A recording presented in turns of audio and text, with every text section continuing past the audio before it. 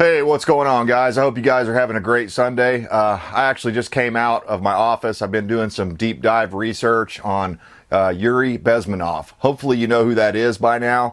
I've been studying his work and his writings for years and years because the guy was dead on accurate. He tried to warn us back in the late 70s, early 80s. If you don't know, he was a KGB defector. He left the ex-Soviet Union, came over, I believe, to Canada is where he was living at the time. But he talked to a lot of different people, and he actually did a really great interview. A lot of these things can be found here on YouTube. I'm surprised they haven't deleted them yet, because it's basically the blueprint for the communist subversion of the United States of America, the West, the last bastion of freedom in the world. Whether we want to admit it or not, or we want to own up to it or not, a lot of the other countries around the world look up to us as the shiny city on the hill, I believe, as Ronald Reagan called it. So whether we like that or not, a lot of other people, a lot of other countries are benefiting from the lifestyle and the choices and the economy and everything about the United States of America. They benefit from that. So if we fall, the rest of the world falls. We're the last hope to stop the New World Order, the globalist agenda to take over the entire world. The Great Reset, the WEF, all these other things, the UN Agenda 2030. We all know them. They're here. They're right before our very eyes. So I wanted to read a few excerpts from Yuri Bezmenov's book. It was a great book. You should go read it yourself. In fact, it's so good. Down in the description and probably in the first comment on the comment section, I'm going to provide a link to where I found this data, and you can go read Yuri's book in a PDF form right there on your computer for free. So this is information that's readily available. It's free. It's easy for you to get a hold of. I'm going to provide a link. I encourage you to go read it. Before we get into this, I'm going to have to put on my anti-communist glasses, because if I'm reading about, communist subversion, I'm going to need to be able to focus in on this stuff. So, unfortunately, I can't remember all this stuff well enough. I don't have the cognitive ability to go through all of this stuff from the 1970s and remember every little detail. So I'm going to read here for you guys some excerpts from Yuri's book. My dear friends, I think you are in big trouble. Whether you believe it or not, you are at war. And you may lose this war very soon, together with all your affluence and freedoms, unless you start defending yourselves. The driving force of this war has very little to do with natural aspirations of people for better lives and greater freedoms, if at all. These aspirations are being used and taken advantage of by the manipulators and progenitors of the war.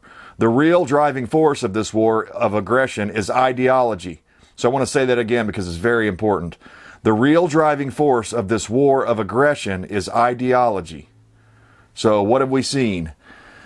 People being here recently, in the most recent days, we're seeing people being targeted for having a differing opinion or ideology of Biden and the Biden administration. He calls them ultra MAGA or extremists, terrorists, whatever. If you disagree with the party that's in power right now, the communists, then you're going to be in big trouble, and they're going to send the FBI and all their agencies out to get you. So it's just unbelievable that, all this stuff, if you put this stuff that I'm reading here in today's context, if you put it in terms of what's going on right now in our nation, you'll see Yuri was 100% right. So an integral part of this war of ideology is ideological subversion, the process of changing the perception of reality in the minds of millions of people all over the world. So the late comrade Andropov, the former head of Soviet KGB, called this war of communist aggression the final struggle for the minds and hearts of the people. So, that's pretty important, right? These people have been subverting our education systems for decades and decades and filling our children's heads, the youth of America's heads, with communist ideologies. There's no doubt about it. If you don't, maybe you wouldn't have believed it 5 or 10 years ago, but you can look at the things now with the critical race theory training and the just the LGBTQ whatever plus whatever it's called now. They keep adding letters and numbers to it, so I can't tell what in the world's going on from one day to the next, and that's part of keeping you confused about the situation. So let's read real quickly. What are the communist rules of revolution? Number 1, corrupt the young. Get them interested in sex. Take them away from religion. Make them superficial and enfeebled. So have they done that? I'm asking you, the audience, have they done that? Have they corrupted the young with, music, Hollywood, just social media, these different, all the time I see these things where they're, what do they call them, a challenge or a trend or something? I can't remember what it's called, but like when people eat the Tide Pods and things like that. I mean, this is an obvious corruption of our young. Take them away from religion, I mean, how many times have you heard people that are religious families, just losing control of their kids when they go out to college? Well, that's because the college basically turns them on the families. They turn them on the parents. It's intentional. They've been doing this for long enough. They know exactly how to do it. I remember when my daughter went off to college, they insisted she live on the campus for the first year. And I was like, whoa, wait a minute. You're close enough. You could drive here. You could drive to the campus, and guess what? It turned out to be a complete disaster for my daughter. She didn't like it, not one bit. We tried to warn her, but you know how kids are. She wouldn't listen. She wanted to live down there and thought it was going to be great. It wasn't great. It was communist indoctrination. They were trying to get her in and basically turn her against her family. Number 2, divide the people into hostile groups by constantly harping controversial issues of no importance. So I already mentioned LGBTQ plus RSWXYZ, all the rest of the alphabet, right? I mean, that's one of those issues. That's one of them. That's only one of them. There are many, many others. They try to get us all sidetracked on these issues that don't mean anything, when in reality, there are important things out there we should be, putting our minds together on to try to find reasonable, responsible adult solutions to solve the problems, but they don't want that. Number 3 here, destroy people's faith in their national leaders by holding the latter up for contempt, ridicule, and disgrace. So how many times have we seen this? Especially you can just think back to Donald J. Trump. Anytime he said anything or he farted and it squeaked out the wrong way, the mainstream media was on the scene to make fun of him, ridicule him, disgrace him, right? On the other side of the thing, when it's Democrats in power, Joe Biden can come out on stage and literally get lost and walk around like this for 5 minutes, and the mainstream media won't say anything.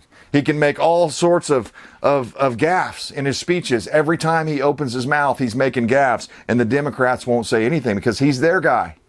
I mean, I'm sure I'm preaching to the choir, but some people may not understand this. The double standards are real. The mainstream media is in bed with the communists and the Democrats. So let's move on before I go off too far on a rant here. Number 4, always preach democracy. Isn't that interesting? Who is it that's always saying democracy, democracy, democracy? Well, it's the Democrats, the communists that are in power right now. And they say always preach democracy, but seize power as fast and as ruthlessly as possible. Sort of reminds me of a recent election that I'm not allowed to talk about. I don't know. I'll let you be the judge on that. Number 5, by encouraging government extravagances, destroy its credit, produce years of inflation with rising prices and general discontent. Does that sound familiar? Seriously, does that sound familiar? Encouraging government extravagances. I mean, how many billions have we sent over? 100 billion yet we've sent over to Ukraine? Is that a government extravagance? Is that something that the United States of America should be meddling in? No, but to undo that, you'd have to go back in time and not allow Victoria Nuland, Barack Obama, and Joe Biden to go over there and start the war back in 2014. See, most people don't know that, though. Most people are unaware that the war actually started, it was started by the United States back in 2014, not 2021 or 2022. No. 2014. And Putin didn't start the war. The United States of America started the war by removing someone who was elected to office under their democratic process and installing our own puppet. And in fact, it ended up being Zelensky in the end. But anyways, number 6, incite unnecessary strikes in vital industries, encourage civil disorders, and foster a lenient and soft attitude on the part of the government towards such disorders. I mean, I don't know. It reminds me of Black Lives Matter, the whole thing there. Remember that? They want to incite unnecessary strikes. How about the train thing that's going on right now? Is that an unnecessary strike that could potentially disrupt the entire supply chain? I think it is. So, again, they foster a lenient and soft attitude on the part of government towards such disorder. So whenever it's something that suits their agenda and furthers their ideology, then they allow that to happen and they pretend like the law doesn't apply to these people. In fact, they'll go out, Kamala Harris will go out and bail these people out of jail that should be in jail, but she'll bail them out. Number 7, cause a breakdown of the old moral virtues, honesty, sobriety, self-restraint, faith in the pledged word.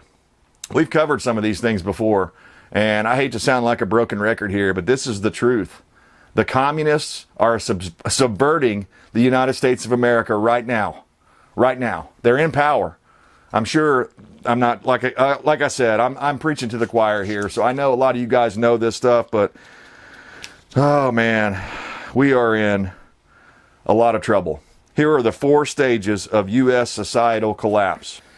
So number 1 is demoralization, in which people are re-educated according to your own ideology. Number 2 is destabilization. Now that sounds kind of familiar to me, in which essentials like economy, foreign relations, and defense pact systems are disrupted. Sounds pretty familiar. Number 3 is crisis, and that's a confluence of events on the back of the previous 2 steps, and it creates an existential crisis for the status quo. Number 4 is normalization. During the crisis, a force for good will appear that promises some return to normalcy. We will often welcome despotic solutions to the immediate problems. I'm reminded immediately of what happened after 9/11. Well, we declared war on basically all the Middle East, and, according to George Bush, we had to go into Iraq for weapons of mass destruction that turned out didn't exist. After a while, we found that out. So we fired up the war machine. But what did they do here at home?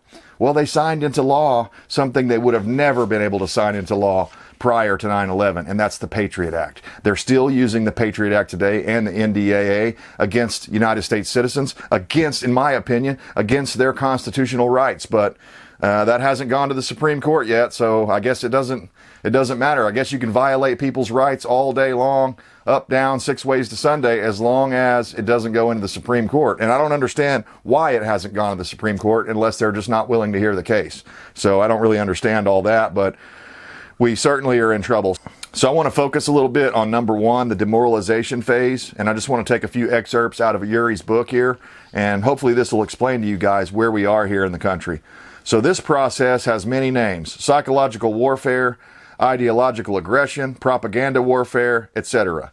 The KGB calls it active measures, which are more important and dangerous than classical espionage, like James Bond style. So the purpose of this process is to change your perception of reality to such an extent that even despite an abundance of information and evidence about the danger of communism, you are unable to come to sensible conclusions in your own interest and in the interest of your nation.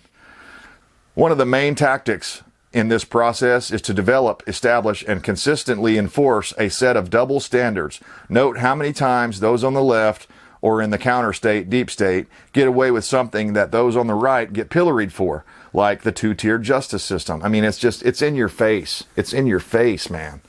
It's all over the place, out in the open, in your face for everyone to see. They're not even trying to hide it anymore. That's what should really scare all of us. This stuff is out on their sleeves. They're wearing this stuff on their sleeves like no one knows. And sadly, I think they're right. No one really knows what this is. They don't recognize this. They just think, oh, it's somebody trying to do something good. Oh, yay, vote for Biden. Anybody but Trump. Remember that whole deal? Well, that was brought on by the media's portrayal of Trump when they demoralized and they just basically destroyed his credibility and his credit, and they just tried to make him seem like a monster. So anyways, let us start with the first stage of demoralization. It takes about 15 to 20 years to demoralize a nation. Why that many or that few? Simple. It is the minimum number of years needed to educate one generation of students in a target country, like America, for example, and expose them to the ideology of the subverter. So it takes 15 to 20 years of public education, and not only that, private education on the college level, to subvert an entire generation. And that makes it to where these people are just basically, heads full of mush. They're easy to manipulate. They don't have any, they don't have any pushback against any of this stuff because they believe it all. They've been taught this stuff. It is imperative that any sufficient challenge and counterbalance by the basic moral values and ideology of this country be eliminated. In the absence of any cohesive and consistent national ideology, the task of the subverter becomes even easier. In the USA, as we all know, there is a multiplicity of ideas and ideologies today without proper emphasis on the main and basic American ideology of the original republic and the free market system. It's not even considered intellectual or fashionable these days to subscribe entirely to this outmoded set of ideas. So how many times have you heard that the Constitution was, written for the 1700s, it wasn't written for 2022, it's out of date, it's old fashioned, they were racist, misogynist, homophobes, etc. So how many times have you heard that? I've heard that almost all the time. Anytime I'm talking to somebody of a younger generation especially, they have little or no respect for our founding principles of this country, or many of them. And it's not all of them. It's not all young kids. There's still a few good ones out there. Most of them have been homeschooled, though. They haven't been brought up by public education and indoctrinated into perfect little communists like these others have. So next up, communism and Marxist-Leninist dogma is another distorted form of faith, able to inspire martyrdom in millions, substituting the traditional values of the Judeo-Christian heritage with its Marxist satanic faith is one of the basic principles of subversion at the stage of demoralization, the highest and most effective level of ideas. So what he is saying here is Marxism and Leninism and communism have become like Christianity in that people worship this stuff like a religion. And they believe it like a religion. And once that happens, it's really easy to take control of people. And it's the most effective level of ideas. So it's once you've got them in the dogma of communism and Marxism, then you've got them. There ain't no turning them back. That's the point that he's trying to make. Introduction of non-issues is another powerful method of demoralizing at the level of ideas. And this is getting inside your head and demoralizing you or your children.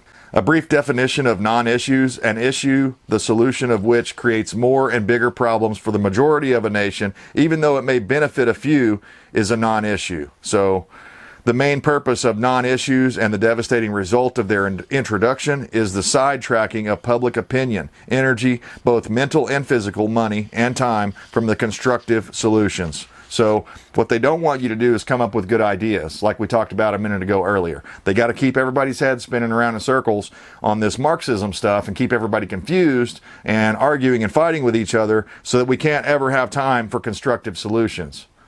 And I'm telling you, that's what's happening in the United States of America right now. This is all happening. Now, Yuri wrote this back in the 70s before it was happening. So bravo to him for having the courage to come out and say this sort of stuff. And not only that, he was an ex-KGB defector. So, he could have easily been killed by one of the pro-KGB people that were over here. So, brave guy for coming out and putting all this out there. I just wish more Americans would have listened to it when it happened, and we could have stopped it back then. Now we're deep into the phase of this. We're up to our belly buttons in water here of communism all around the country. And I don't know, many people don't even notice it. So I don't know how we fix this. So to demoralize America's protective forces, it is enough to make your kids call the police pigs and fascists for a decade. Disband police agencies watching over subverters and radicals by calling them spies. That is exactly what American Union of Civil Liberties did. Stage campaign after campaign of discreditation and investigation of the wrongdoings of the police. And in 20 years, you arrive at the present situation when the majority of civilian population of this nation is virtually without civil laws or protection from murderers, lunatics, criminals, etc. Can you now expect your police and civil authorities to protect you and your family in case of a terrorist attack or major civil disturbance? That's a good question. Has the police department, America's protective forces, have they been demoralized? I think the answer is a resounding yes. If they weren't before George Floyd, they certainly are after George Floyd. They were openly calling, even Biden was openly calling for defunding the police. It's directly right here from Yuri Bezmenov's book back in the 70s. They're doing it. Marxist-Leninist ideology coded in various indigenous social theories have greatly contributed to the process of the American family breakup. The trend recently is changing into the opposite direction, but many generations of Americans brought up in broken families are already adults lacking one of the most vital qualities for the survival of a nation: loyalty. A child who has not learned to be loyal to his family will hardly make a loyal citizen. Such a child may grow up into an adult who is loyal to the state.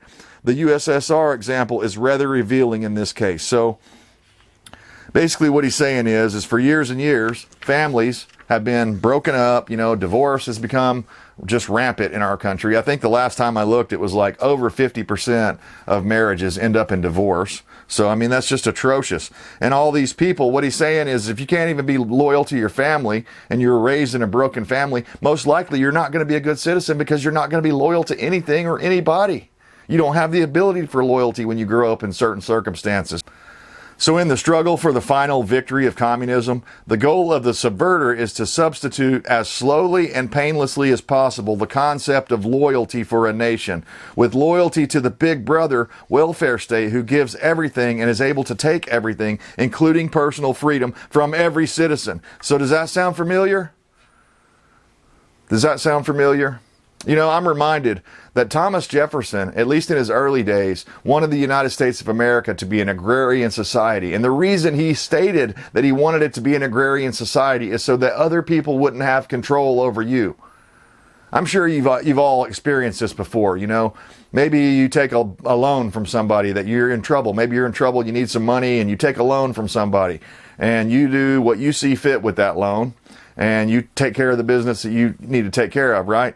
And that's great for them to give you that loan or whatever, but that loan always comes with strings attached, right? So those people are going to have some say over what you do with that money that they gave you, right? Well, it's the same thing with the federal government. So if they start giving everyone a universal basic income and all sorts of other things that are going to, make the citizen not want to object, because if they object, they run the risk of losing their freedoms and their money, their free money that they're getting from the government, right? So, the point is that once somebody's given you something like that, they have control over you. Even if they don't exercise the control right up front, they have a level of control over you because you're reliant on their continual, donations of universal basic income or whatever social issue you want to look at. Whether that be welfare or any of this other stuff, HUD and all these other programs, even Social Security, in my opinion, is too socialist of a system for the United States of America. And I know, hold on, don't get mad at me. I know a lot of you people have been paying into your Social Security for years and years, and you're like, hey, I need to get that money back. I paid that money. And you're absolutely right. That's your money. But they've been perverting this stuff and using that Social Security money for everything else under the sun, all their pet projects. Meanwhile, they'll tell you, Social Security is going to run out in 4 or 5 years, blah, blah, blah. We're not going to have enough money to pay the people in the future. It's on and on and on. So if that objective is successfully achieved, the subverter does not need any nuclear warheads and tanks and may not even need physical military invasion. All that will be needed is to elect a progressive thinking president who will be voted to power by Americans who will have been addicted to welfare and security as defined by Soviet Marxist subverters. So there you go, guys. Yuri Bezmenov tried to tell us and tried to warn us about this very government that we have right now, the Biden administration. They are hell-bent on destroying the United States of America. They're openly using communist philosophies to do that, communist tactics to do that. They've divided us up more than we've ever been divided. Just look at Dark Brandon's speech a couple of weeks ago now. That was not a speech of unity. That was designed... That speech was designed to divide a nation. Why do you want to divide a nation? Because you're trying to subvert that nation. We're long past the demoralization phase. The demoralization phase has been going on since before I was born. I was born in 1975. So the demoralization phase has been going on in this country since before 1975. We're either in complete destabilization, which is number 2, and that is like your essentials, like your economy, foreign relations, and defense pact systems are disrupted. We've had all of that disrupted. Remember COVID? All of that got disrupted. So we're clearly in the destabilization phase of the communist subversion of America. We could also say we're in the crisis phase, and we could also say we're in the normalization stage. So they're doing all of these things right out of the communist playbook to take over the United States of America and implement Marxism, communism, socialism. They'll call it whatever they have to get their meat hooks sunk into the sides of us. Once they do, it's over. And, you know, it may already be over, guys. Like Yuri said, back in the 70s, we are at war. The thing is, our side doesn't even know we're at war. They're just bebopping along, acting like nothing's wrong. And I'm telling you, something is terribly, terribly wrong with your country.